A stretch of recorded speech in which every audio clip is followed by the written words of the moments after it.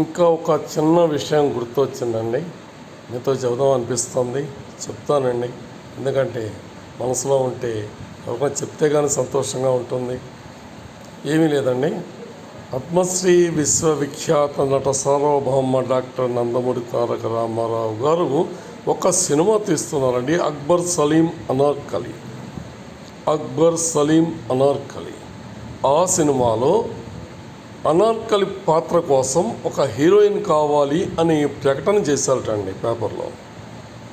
అప్పుడు సరిత అనే ఒక అమ్మాయి వెళ్ళిందిట, నేను ఆ పాత్రకు నన్ను తీసుకుంటే నేను యాక్ట్ చేస్తానండి అని. సరే అమ్మా, ఒక పాట పాడి యాక్షన్ చేసి చూపించు, నీకు నచ్చిన పాట అన్నారటండి. సరే, ఒక పాట పాడుతూ కింద పడి డొల్లు కిందలు పెట్టేసిందట, ఆ పాటలో మునిగిపోయి.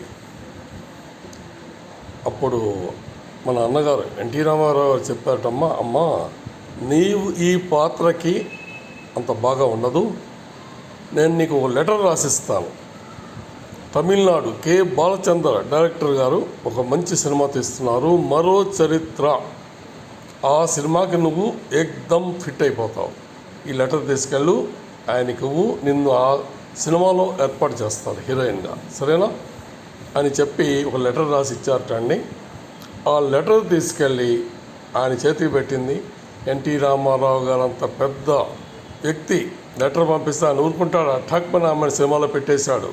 మరో చరిత్ర కమల్ హాసన్ గారితో హీరోయిన్గా పెట్టి, హీరోయిన్ పేరు స్వప్న, మరో చరిత్రలో ఆ సినిమా తీశారండి. #1 సూపర్ హిట్ అయిపోయింది ఆ సినిమా. చూశారండి, ఎన్టీ రామారావు గారి యొక్క ఆలోచన ఎంత గొప్ప ఆలోచన అంటే చాలా గ్రేట్ అండి. నమస్తే అండి, థ్యాంక్ యూ.